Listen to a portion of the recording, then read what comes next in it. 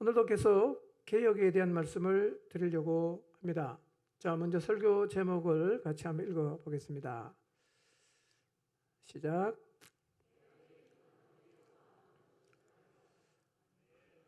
개혁의 힘이 어디에서 나올까? 오늘은 여기에 대해서 좀 생각해 보려고 합니다.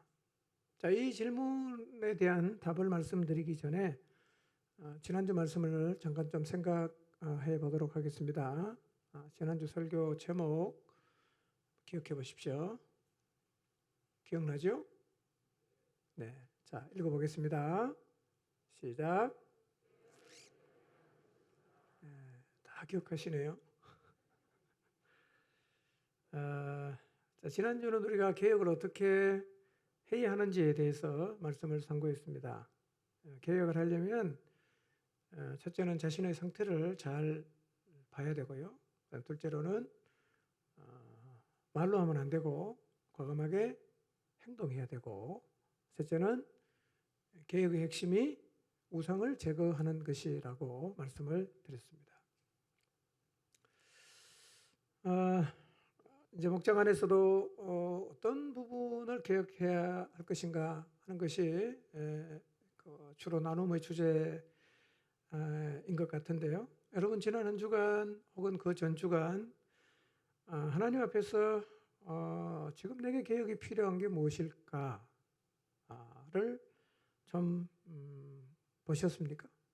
이게 이런 부분에서 개혁이 필요한 것 같다. 예. 개혁의 핵심이 뭐냐면 일단 말씀을 떠나간 것이거든요. 말씀을 떠나가서 자연스럽게 우리 안에 이제 우상들이 생겨나요. 말씀을 떠나가면 우상이 생겨나거든요.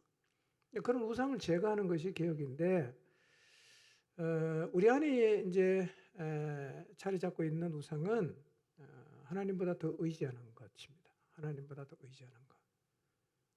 가만히 생각해 보면 이런 게 다 있을 수 있어요. 그 다음에 하나님보다 더 사랑하는 것.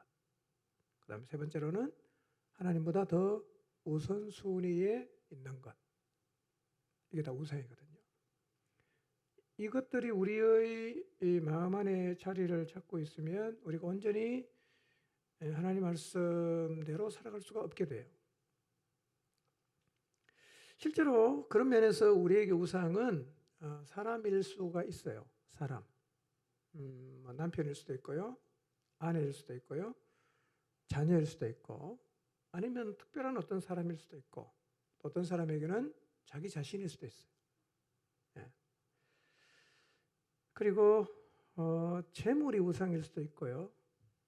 지금 내가 누리고 있는 이 삶의 질을 유지하는 것도 우상일 수 있고요. 또 삶을 누리는 것도 우상일 수 있고요.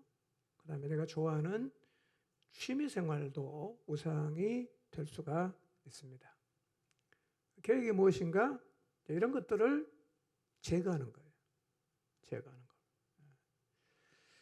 그런데 우상을 제거하는 것이 생각처럼 간단하진 않아요. 왜냐하면 위에 말씀드린 것들이 만약에 우상이라고 하면 이런 것들은 이미 우리의 삶 깊숙이 자리를 잡고 있어요.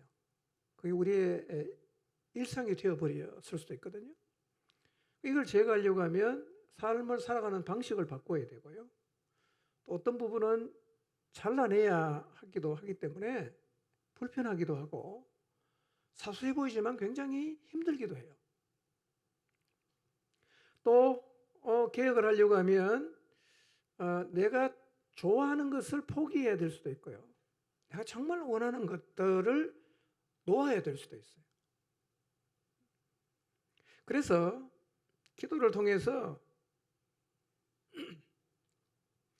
자신의 삶에서 개혁이 필요한 부분이 무엇인지를 봐도 실제로 개혁하는 자리로는 나가지 못할 수가 있어요.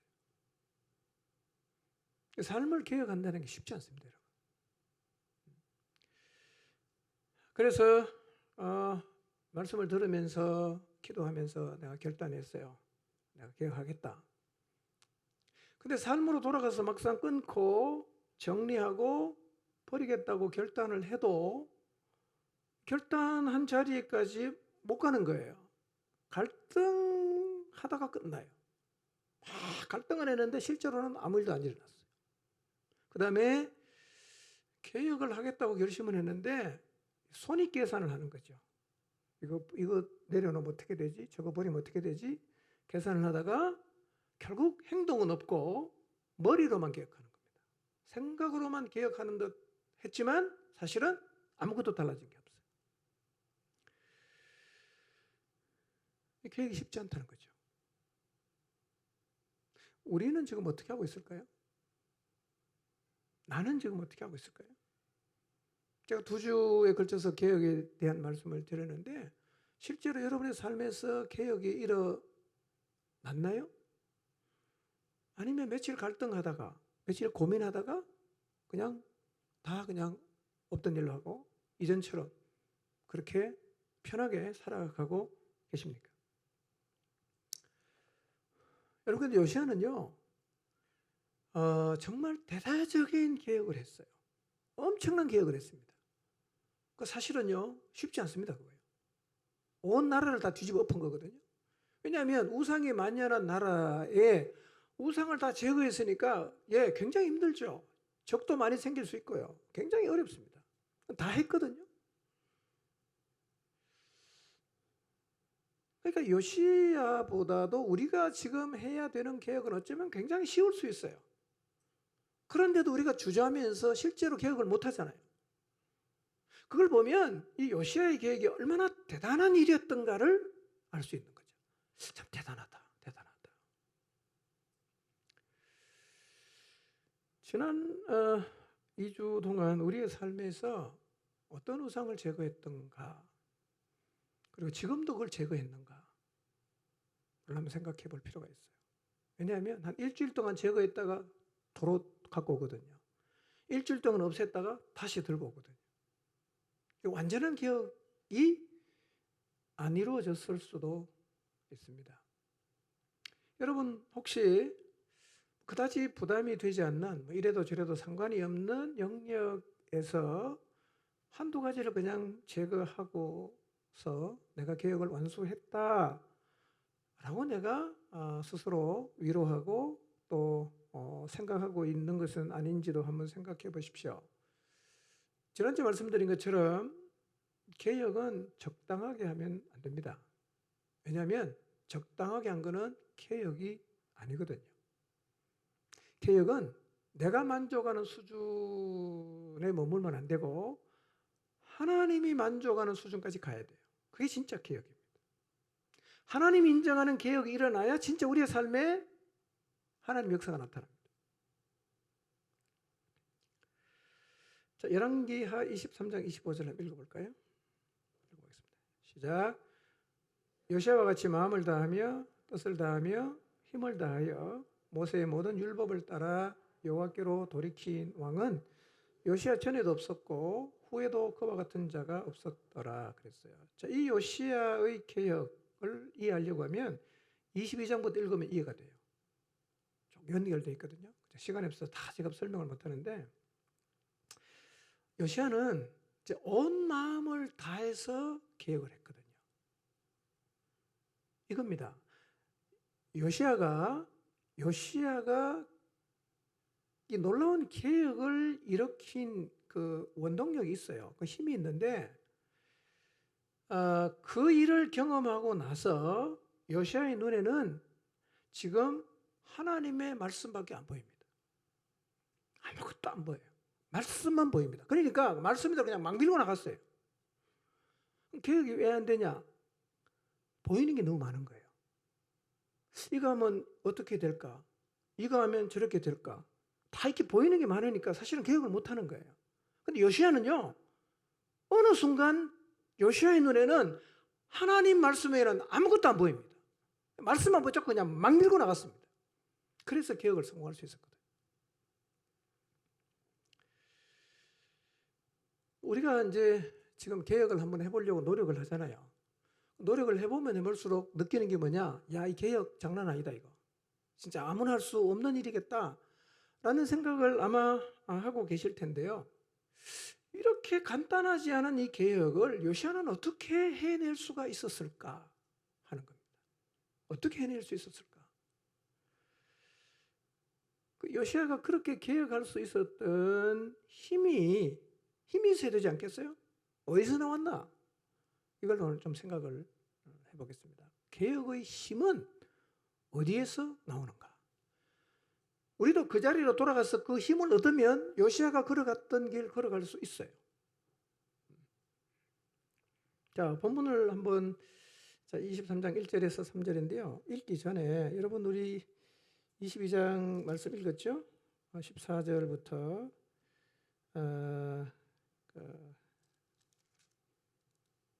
20절까지 읽었는데요. 그러니까 23장 1, 2, 3절의 배경이 22장 14절부터 20절까지예요. 그리고 22장 14절의 배경은 그 22장 8절부터 나와 있어요. 쭉 연결되는데요. 그렇게 연결이 되면서 진짜 요시야가 개혁할 수 있는 자리에 섰어요. 예.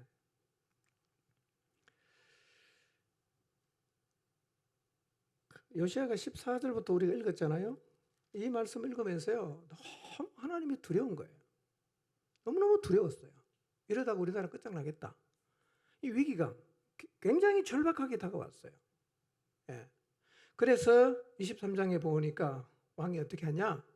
사람을 보내갖고요, 유다와 예루살렘의 모든 장로들, 모든 백성, 모든 주민, 제사장, 예언자, 어른, 아이 다 불러갖고 어디로 갔냐? 성전으로 갑니다.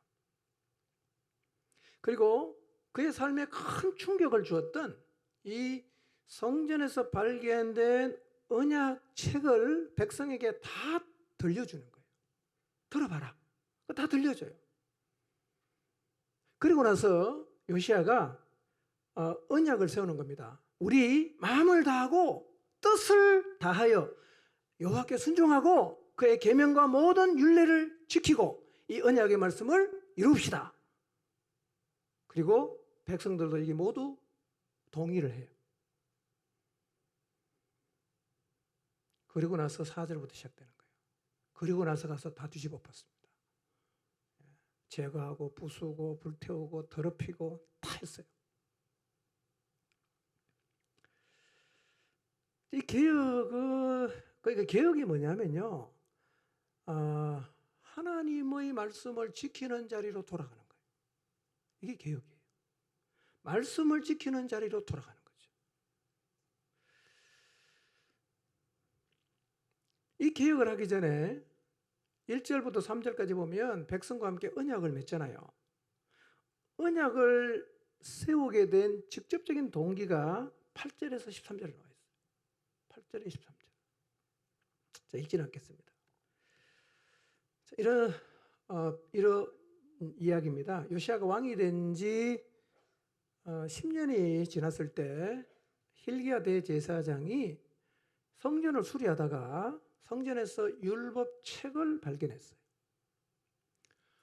여러분, 하나님이 다스리는 유다의 지도자, 왕과 백성은 율법책을 늘 가까이 두고 묵상을 해야 했습니다. 왜냐하면 이게 매뉴얼이거든요.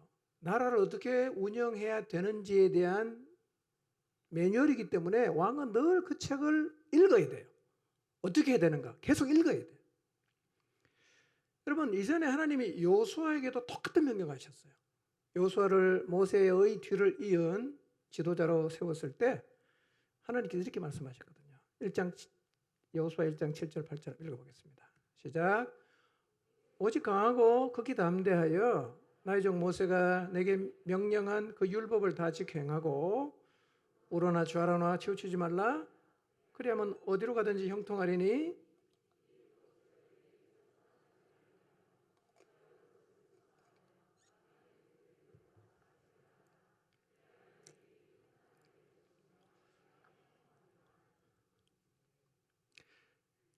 여호수아에게 모세의 뒤를 이은 지도자가 된 여호수아에게 부탁하는 겁니다. 율법책을 늘 곁에 둬라.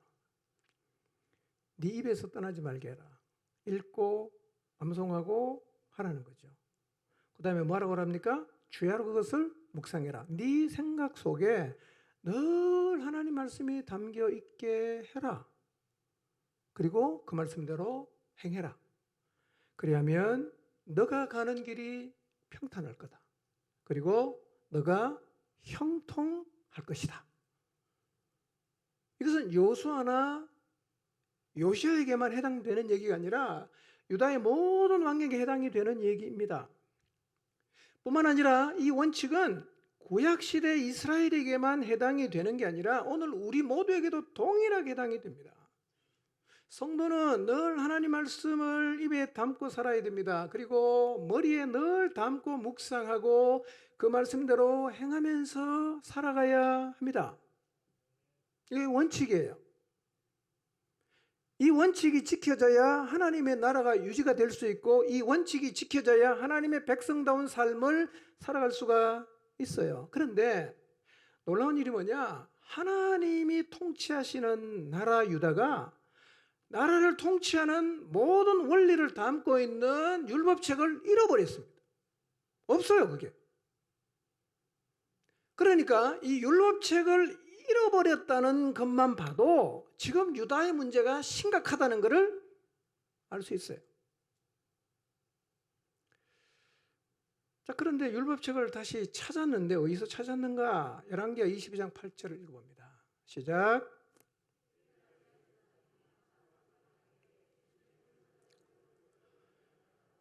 그 책을 사반에게 넘겨주었으므로 사반이 그 책을 읽어보았다. 예.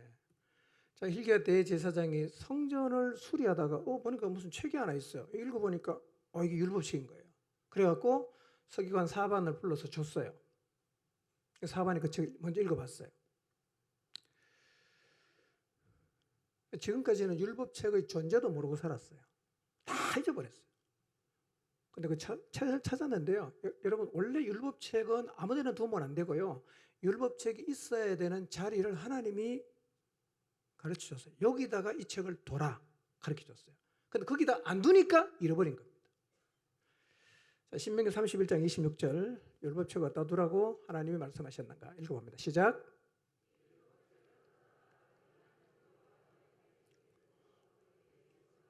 네. 자, 하나님께서 율법책을 어디다 두라고 말씀하십니까? 언약궤 곁에 둬라.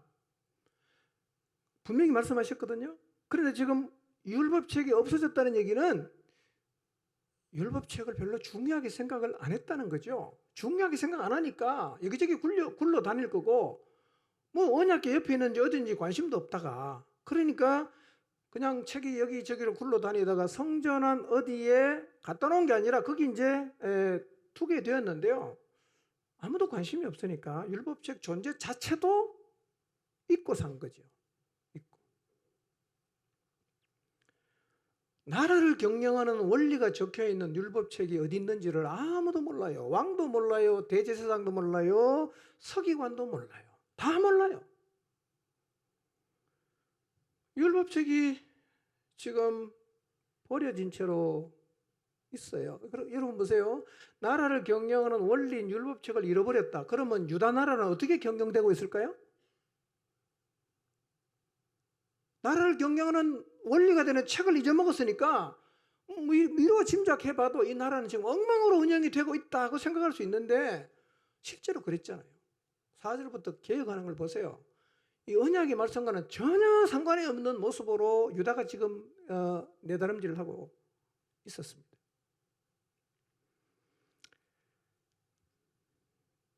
어떻게 유다에서 이런 일이 일어날 수 있었을까? 유다, 이스라엘이 아니고 북왕국 이스라엘이 아니고 남왕국 유다에서 어떻게 이런 일이 일어날 수 있었을까? 근데 역사를 보면 상황이 이해가 좀 되긴 합니다. 왜냐하면 요시아의 아버지 아몬이 악한 왕이었습니다. 2년 다스렸어요. 할아버지 므낫세가 굉장히 악한 왕, 하나님이 유다를 향해서 심판하기로 작정하는데 결정적으로 영향을 줬던 왕이 므낫세인데 55년을 다스렸어요. 그러니까 도합 57년 동안 유다는 하나님을 떠나서 우상을 섬기며 살았으니까 뭐 하나님 율법책에 관심이 없었겠죠. 그러다 보니까 유다는 하나님 말씀에 대해서 철저하게 무관심합니다. 뭐라고 적혀있는지 관심이 없어요. 하나님 뭐라고 말씀하시는가 별로 상관 안 해요. 여러분, 이게 유다만의 문제일까요? 오늘 우리는 어떨까요? 우리는 하나님 말씀에 얼마나 관심이 있을까요? 우리가 인생을 어떻게 살아야 되는지 다 가르쳐주고 있는, 삶의 원리가 다 기록되어 있는 하나님 말씀에 우리는 얼마나 관심이 있을까요? 우리도 유다처럼 말씀을 완전히 잃어버린 채 지금 살고 있지 않을까요? 우리의 마음에는 하나님 말씀이 새겨져 있는가? 나는 얼마나 하나님 말씀을 묵상하고 있는가? 혹시 유다처럼 하나님 말씀을 잃어버려서 내 삶도 유다처럼 엉망이 되어버린 것은 아닌가?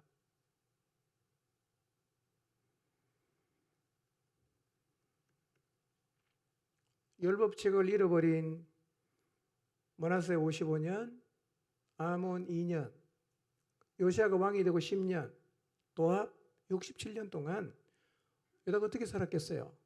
뻔하지요. 주변 나라의 영향을 고스란히 받았습니다. 그 주변 나라 우상 다 갖다 놓고 성전 안에까지 주변 나라들이 섬기는 우상을 갖다가 섬기며 살았어요. 여러분, 말씀을 잃어버리면 어쩔 수 없는 겁니다. 하나님 말씀이 없으면 우리도 그렇게 살 수밖에 없어요. 우리는 유다를 통해서요, 하나님 말씀을 잃어버리면 어떻게 살게 되는지를 분명하게 보게 되는 거예요. 우리도 말씀에 관심이 없고 하나님 말씀을 잃어버리고 하나님 말씀이 뭐라고 했든지 상관 안 하고 살면 결국 우리도 세상 사람과 똑같은 모습으로 살게 되어 있습니다. 그리고 그렇게 살면 그걸로 끝나는 게 아니라 14절부터 20절 읽어보세요. 하나님이 심판합니다. 심판. 더 이상은 내가 못 참겠다. 이 유다를 심판하겠다. 그렇게 말씀하셨어요.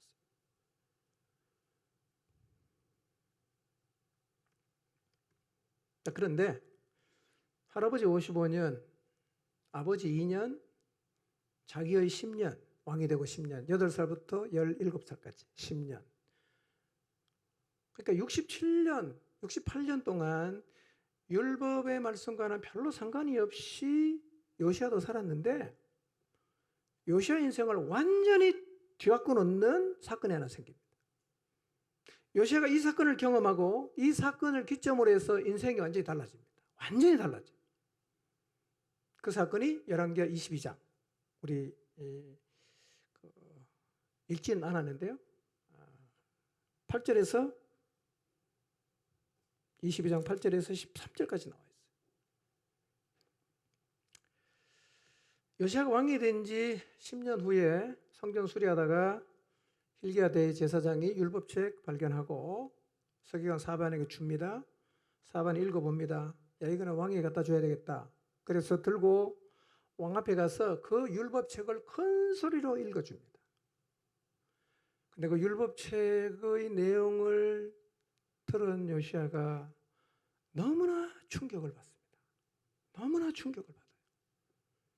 그리고 그날을 기점으로 요시야 인생이 완전히 바뀌어버립니다.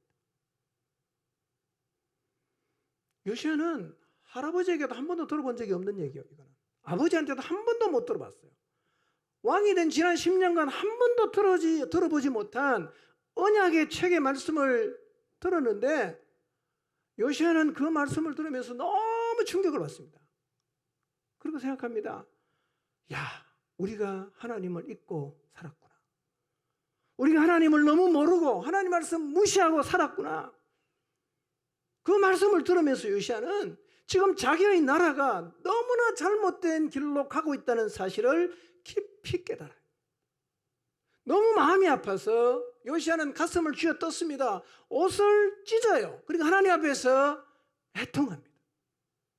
하나님, 우리가 잘못했습니다.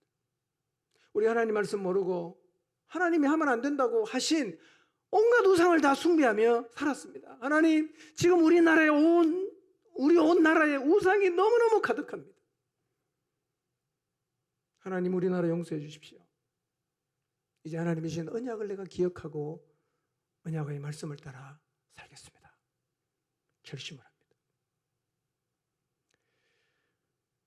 그리고 요시야는 하나님 말씀을 마음에 담아요.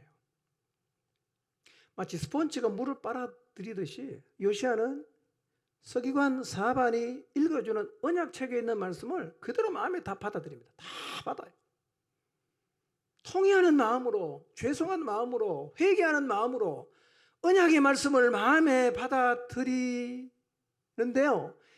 이 하나님 말씀이 요시야의 마음속에서 세력을 얻었어요.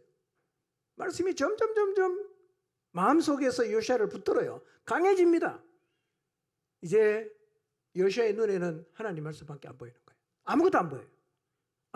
나라를 하나님의 언약을 지키는 나라로 돌려놔야 되겠다. 그리고 요시야가 결심하고 대개혁을 시작했는데 그게 22장 4절부터 나와 있단 말이에요.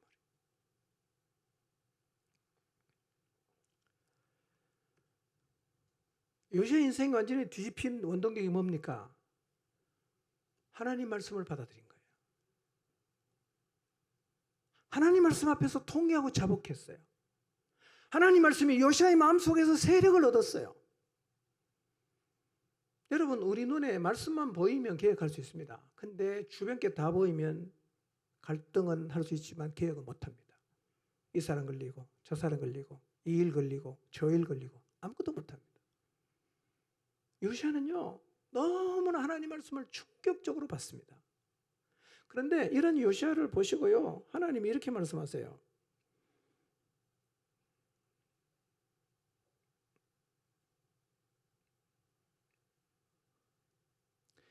여호와 곧 내 앞에서 겸비하여 옷을 찢고 통곡하였으므로 나도 내 말을 들었노라. 여호와가 말하였느니라.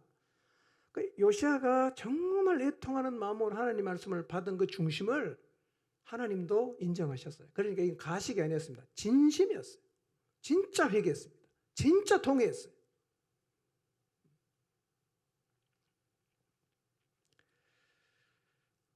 여러분,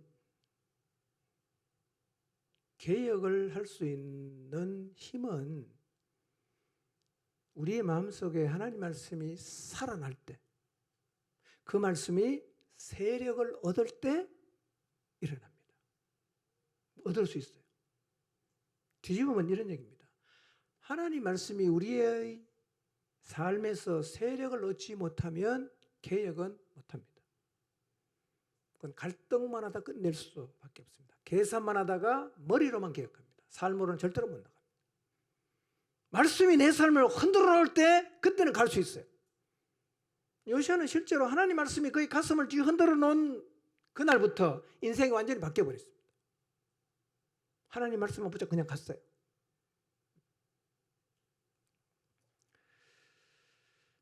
자, 어떻게 하면 우리의 마음에서 하나님 말씀이 세력을 얻을 수 있을까요? 어떻게 하면? 저는 우리 모두의 삶 속에서 하나님 말씀이 살아나게 되기를 바라고 이 하나님 말씀이 세력을 얻게 되기를 바랍니다. 어떻게 하면 이런 일이 일어날 수 있냐? 두 가지만 제가 말씀드리겠습니다. 첫째, 하나님의 말씀이 마음에 와 닿아야 합니다. 귓전을 스치고 지나가는 말씀은 아무리 들어도 의미가 없습니다. 하나님 말씀이 마음에 와 닿아야 돼요. 그러면 요시야 같은 반응이 나옵니다. 가슴을 치고 진심으로 회개하고 내가 언약의 말씀을 잡아야겠다. 그 말씀이 내 마음에 담기면서 그 말씀이 세력을 얻게 할 수 있어요. 그런데 여기에는 하나님 은혜가 필요합니다. 여러분, 말씀이 내 마음에 와닿고 내 안에 세력을 얻을 수 있도록 사모하십시오. 그렇게 해달라고 하나님 앞에 기도하셔야 합니다. 여러분, 요시야는 그 사반 서기관에 읽어준 율법책의 말씀을 그냥 들었을 뿐이었잖아. 뭐 다른 거 아무것도 한 게 없어요. 내용을 그냥 읽어주고 들은 게 다였어요. 그런데 그 말씀이 요시야의 마음에 깊이 와닿았어요. 말씀이 그의 가슴에 와닿으니까 그 말씀이 요시아의 삶 가운데 세력을 얻게 되고, 그로부터 요시아는 이전과는 완전히 다른 삶을 시작할 수 있게 되었습니다. 힘이 바로 거기에서 나왔어요. 여러분, 우리가 들은 말씀이 우리의 마음에 와닿아서 그 말씀에 세력을 얻어야 돼요. 그 말씀이 나를 흔들어야 됩니다. 그러지 않으면 우리는 절대로 진정한 개혁을 이루는 자리에는 설 수 없습니다. 여러분, 주님 앞에 나가서 기도하세요. 하나님 말씀이 제 마음에 깊이 와닿게 해주시고, 하나님 말씀이 내 삶 가운데 세력을 얻어서 이 말씀이 나를 끌고 갈 수 있게 해주십시오라는 기도가 필요합니다. 사도행전 19장 20절 한번 볼까요? 읽어봅니다. 시작.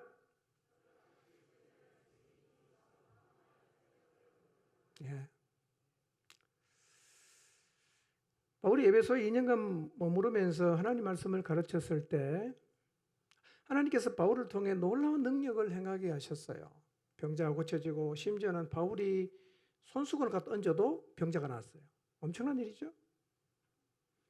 그리고 마술을 행하던 많은 사람들이 바울이 전해주는 말씀을 듣고 그들이 마술할 때 사용하는 책을 다 갖고 와서 불살랐는데 그 가격이 엄청난 가격입니다. 아직 개혁이 일어난 거죠. 그런데 어떻게 이런 일이 일어났는가? 사람들의 마음에서 말씀이 세력을 얻으니까 이런 일이 일어났어요. 그러니까요, 말씀이 우리의 삶 속에 세력을 얻으면 이건 엄청난 능력입니다. 엄청난 힘이에요. 여러분, 하나님 말씀이 여러분의 마음에서, 여러분의 삶에서 세력을 얻도록 기도하십시오. 간절하게 기도하십시오. 말씀이 나를 끌고 가는 것, 말씀이 나를 움직이는 경험을 우리가 해봐야 됩니다. 그래야 요시아처럼 살 수가 있어요. 말씀이 세력을 얻으면 우리를 잡아요. 자, 생각해 보세요. 내가 말씀을 잡았어요. 또 말씀이 나를 잡았어요. 생각해 보세요. 다르죠? 다르죠? 자, 사도행전 18장 5절 한번 읽어보겠습니다. 읽어봅니다. 시작.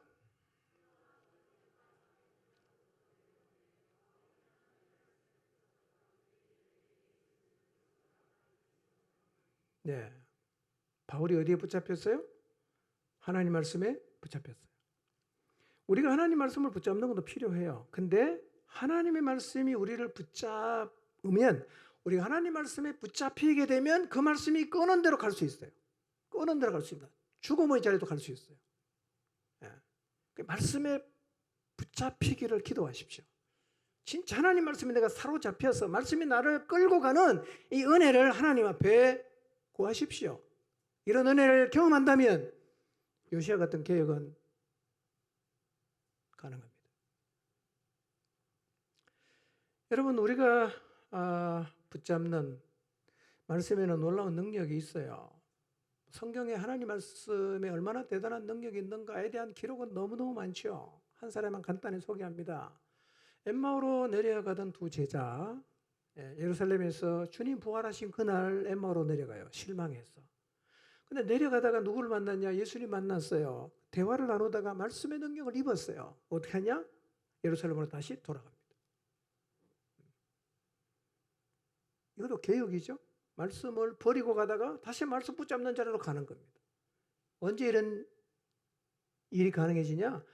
하나님의 말씀의 능력을 경험하면. 누가복음 24장 32절을 한번 보겠습니다. 읽습니다. 시작.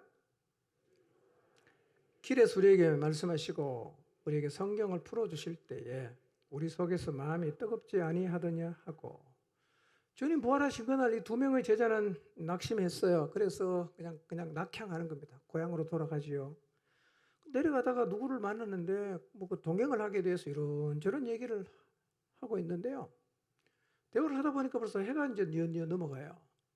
그래서 이 사람들이 예수님 만나서 너무 좋아갖고 우리 식사나 하자고, 그래서 한 집으로 들어가서 이제 떡을 먹게 됐는데 예수님이 축사를 하시고 떡을 떼어다가 제자들에게 줬어요.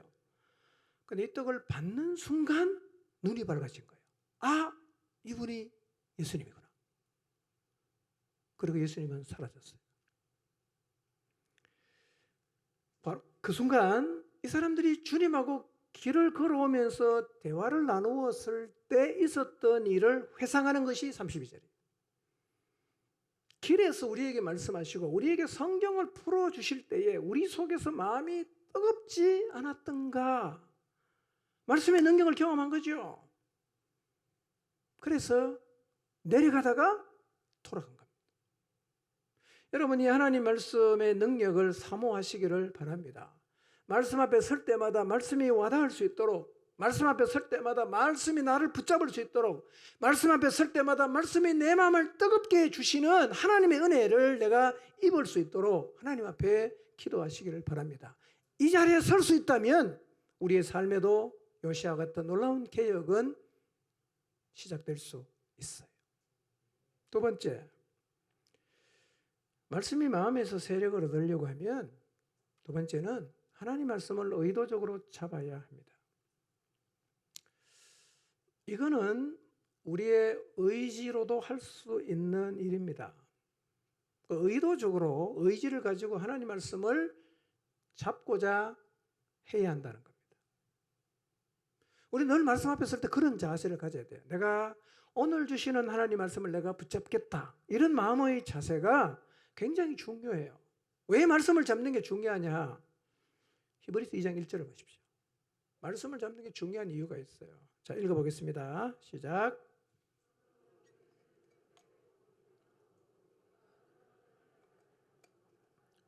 네.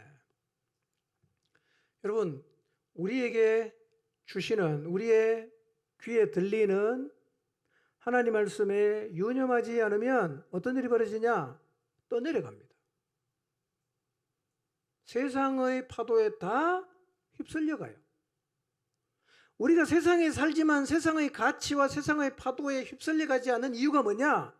하나님 말씀을 잡고 있기 때문에 안 떠내려가는데, 이 말씀을 유념하지 않고 잡지 않으면 다 떠내려가는 거예요. 그러니까 말씀을 듣는 태도는 굉장히 중요합니다, 여러분. 하나님 말씀은 유념해서 들어야 합니다. 여러분, 이 히브리서를 기록한 이유가 뭐냐? 실제로 1세기에 유대교인들 가운데서 예수님을 믿고 개종한 사람들이 많았어요. 예수님을 메시아로 받아들였단 말이에요. 그때 로마가 통치하는 나라에서 유대교는 공인된 종교이지만 기독교는 불법 종교거든요. 그 기독교 안에 있으면 굉장히 박해가 심해지는 거예요. 불법 종교니까 박멸하려고 한단 말이에요. 그러니까 진리를 붙잡고 예수님께로 왔다가 박해가 너무 심하니까 다시 어디로 돌아가냐? 유대교로 자꾸 돌아가는 거예요. 핍박을 면하려고. 그런 사람들을 향해서 기록된 책이 히브리서인데 3장 7절 8절 봤어요. 그 히브리서 기자가 이렇게 도전해요. 읽어보겠습니다. 시작.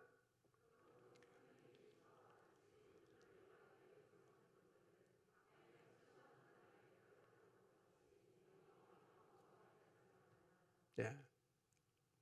핍박이 너무 힘들어갖고 유대교로 자꾸 돌아가는 사람들을 향해서 하시는 얘기가 뭐냐? 오늘 너희가 그분의 음성을 들으면 어떻게 하라고요? 나 그거 안 하겠어. 나 너무 힘들어. 이렇게 마음을 완고하게 해서 말씀을 흘려보내지 말고 그 말씀을 어떻게 해야 된다? 잡아야 된다는 거예요. 오늘 너희에게 주시는 하나님 말씀을 잡아야 된다. 그래야 산다는 거예요. 여러분, 하나님 말씀을 잡으시기를 바랍니다. 말씀을 들으면 유념하십시오. 그리고 들은 그 말씀을 잡으십시오. 그 말씀이 내 안에 역사하기 시작하면 이 말씀을 따라 살아가는 자리에 설 수가 있습니다. 여러분, 언제나 하나님 말씀을 들을 때는요, 유념해서 들으시고 그 말씀을 잡아야 됩니다. 잡아야 돼요. 자꾸 흘려보내시면 안 돼요. 완고한 마음으로 말씀을 거부해도 안 되고요. 말씀은 잡아야 돼요. 그럼 이 말씀이 나를 끌고 간단 말이에요. 또 하나 여러분 꼭 기억해야 될 게 있어요. 이 말씀을 잡으려고 하면 뭐가 필요하겠어요? 이 말씀이 잡을 만한 가치가 있다는 확신이 필요하지 않겠어요? 저는 이 말씀을 준비하면서요, 확신에 대한 생각을 참 많이 했어요. 여러분, 말씀을 잡으려고 하면 이 말씀에 대한 확신이 필요합니다. 확신. 여러분, 하나님 말씀을 확신하십니까? 자, 디모데후서 3장 13절 15절 한번 읽어보겠습니다. 시작. 속이기도 하고 섞기도 하나니 그러나 너는 배우고 확신한 일에 거하라. 너는 내가 누구에게서 배운 것을 알며 또 어려서부터 성경을 알았나니 성경은 너희 너로 하여금 그리스도 예수 안에 있는 믿음으로 말미암아 구원에 이르는 지혜가 있게 하느니라 그랬어요. 사실 굉장히 중요한 말씀입니다. 여러분, 세상에는 악한 사람들과 속이는 자들이 많습니다. 그래서 서로 속이기도 하고 속기도 합니다. 여기서 말하는 것은 그냥 세상에 사기꾼이 많다 그런 얘기가 아니라 영적으로 속이는 사람이 많다는 거예요. 예. 우리가 살고 있는 세상에는 사탄이 뿌려놓은 거짓과 속임수가 너무 많아서 옛날이나 지금이나 똑같습니다. 늘 영적으로 혼탁하죠. 그래서 신앙생활을 하지만 길을 찾지 못해서 방황하는 사람이 많아요.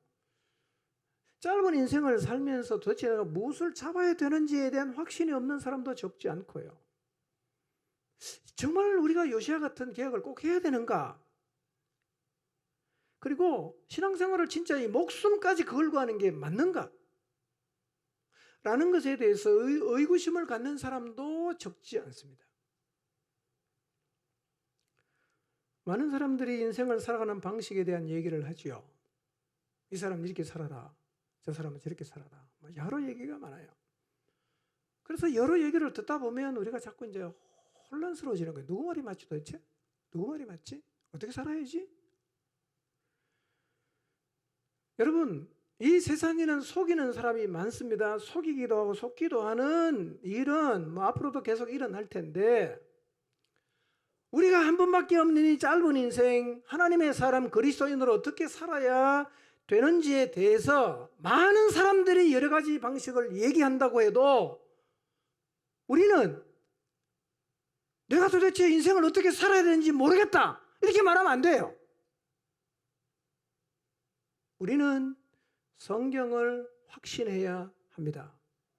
성경은 확신할 수 있습니다. 성경에는 우리의 인생을 구원에 이르게 하는 모든 지혜가 다 담겨 있어요. 풀은 말라요, 꽃은 시듭니다. 그러나 하나님 말씀은 영원히 존재하는 것입니다. 성경 말씀을 확신하십시오. 확신하십시오. 긴가민가 하시면 안 돼요. 누가 뭐라고 해도 하나님이 말씀하시면 확신하고 가야지. 그런가? 내가 너무 지나친가? 이렇게 왔다 갔다 하면 안 된다는 거예요. 왜 왔다 갔다 하느냐? 확신이 없어서 그런 겁니다. 그래서 바울이 디모데에게 말하자면 너는 배우고 확신한 일에 거해라. 성경에 하나님이 주신 약속이 있다면, 성경에 하나님께서 어떻게 살아야 될지에 대해서 분명히 말씀하셨다면 확신으로 그 말씀을 잡아야 됩니다. 여러분, 나는 성경 말씀을 얼마나 확신하고 있는가를 한번 생각해 보십시오. 얼마나 확신하고 있는가? 나는 혹시 성경을 다 믿는다고 하지만 이 성경에 있는 말씀을 단지 지식 정도로 아는 수준이 아닌가? 진짜 하나님 말씀이 내가 기대할 수 있고 붙잡을 수 있고 인생을 던져버릴 수 있는 진리인가? 난 정말 그렇게 믿고 있는가? 여러분, 세상에 퍼뜨린 가장 큰 거짓말이 뭡니까? 사단이 뿌려놓은 거지요. 성공해라, 출세해라, 돈 많이 벌어라, 잘 살아야 된다. 여러분, 하나님을 떠나 있는 모든 사람의 인생의 목적은 거의 비슷합니다. 다 이거예요. 우리 세상에 살잖아. 그런 영향 받죠. 우리의 신앙은 어떤 바탕에 세워져야 되냐? 창조, 타락, 구속, 재림, 심판, 영생, 영벌, 여기에 우리의 신앙의 기초가 있어야 합니다. 아멘입니까? 죽으면 끝이다. 곤란합니다. 죽으면 절대로 끝이 아닙니다. 성경을 잘 읽어보세요. 성경은 죽음 저편의 얘기를 훨씬 더 많이 합니다. 죽음 저편의 얘기. 굉장히 많이 합니다.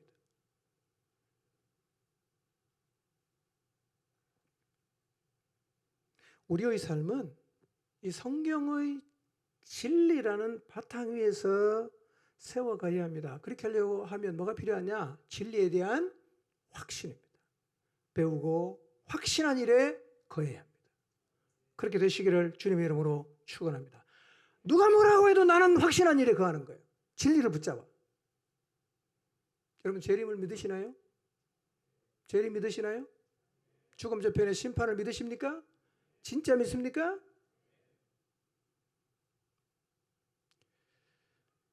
그래서 성경을 확신하는 사람은 이렇게 살게 돼 있어요. 골로새서 3장 1절에서 3절을 읽어보겠습니다. 자, 읽습니다. 시작. 그러므로 여러분이 그리스도와 함께 살려주심을 받았으면 위에 있는 것들을 추구하십시오. 거기에는 그리스도께서 하나님의 오른쪽에 앉아 계십니다. 여러분은 땅에 있는 것들을 생각하지 말고 위에 있는 것들을 생각하십시오. 여러분은 이미 죽었고 여러분의 생명은 그리스도와 함께 하나님 안에 감추어져 있습니다.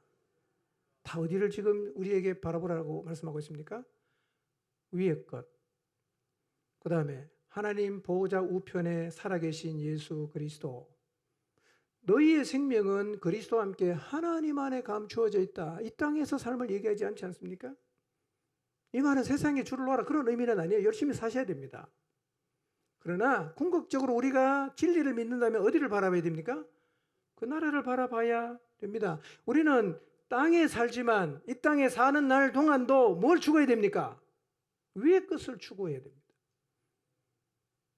죽으면 끝입니까? 1절이 말하지 않습니까? 그 위에는 부활하신 그리스도께서 하나님 우편에 앉아 계신다고 말씀합니다. 우리가 죽으면 다 끝납니까? 누굴 만납니까? 하나님 보호자 우편에 계신 부활하신 예수 그리스도를 만나지 않겠어요?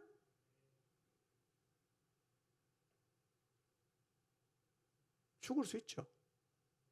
복음을 위해서. 며칠 전에 아프간 탈레반이 아마 신자들인 것 같아요. 그런 동영상이 쭉 돌았어요. 제가 먼저 봤는데 너무 역겨워서 못 올리겠더라고요. 그냥 뒤에서 손을 묶고 그냥 총을 쏴 죽이는 겁니다. 우리가 그렇게 죽는다. 그럼 예수님 믿는 게 무슨 의미가 있을까요? 꿈도 펼쳐보지 못하고 젊은 날에 예수님 믿는다는 이유 때문에 총에 죽었어요. 의미 있습니까? 예수님 믿는 게? 죽으면 끝이라고 하면 안타까운 일이죠. 여러분들 그 사람들이 부활하신 예수 그리스도 보호자 우편에 앉아 계신 예수님 만났을까요? 만났을까요?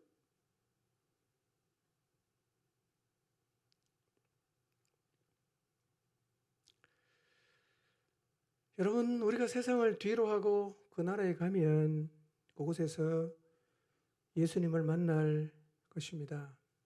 그러므로 잠깐 살고 있는 이 땅에서의 삶도 땅의 것만 생각하지 말고 위에 있는 것들을 생각하고 그 나라를 구하며 살아야 합니다.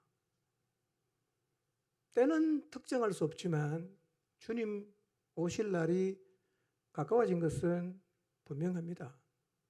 내일 주님이 오시면 내가 지금까지 인생의 포커스를 전부 땅에 맞춰놓고 살았다면 다 놓고 가야 되잖아. 주님 앞에 가면 아무것도 없지 않겠어요? 여러분 이 땅에 살지만 위의 것을 추구하며 살아가야 합니다. 그것이 진리를 확신하는 사람들의 삶이에요. 우리는 하나님의 나라를 구하며 살아가야 돼요. 이렇게 진리를 확신하고 하나님 말씀을 잡을 때 개혁을 할 수 있는 힘을 얻게 돼요. 삶의 개혁을 이루려고 하면 반드시 말씀의 힘을 입어야 됩니다. 여러분 그러므로 말씀의 힘 얻기를 사모하고 기도하십시오. 이 자리에 먼저 서야 삐뚤어진 내 삶을 바로 돌려놓는 개혁을 이루는 자리로 나갈 수가 있습니다. 요시야처럼 옷을 찢고 가슴을 치고 회개함으로 애통함으로 하나님 말씀을 그대로 받아들였어. 내 마음속에 하나님의 말씀이 세력을 넣는 은혜를 잊게 되시기를 바랍니다. 그리고 이 말씀을 확신했어. 누가 뭐라고 하든지 간에 이 성경에 대한 확신하는 자리에 서게 되시기를 바랍니다. 율법책을 잃어버린 유다가 왕의 마음에 언약의 말씀이 살아남으로 나라를 새롭게 하는 개혁을 이루어냈던 것처럼 우리도 그 놀라운 하나님 말씀의 힘을 입어서 삶을 새롭게 하는 개혁의 자리에 서게 되시기를 주님의 이름으로 축복합니다.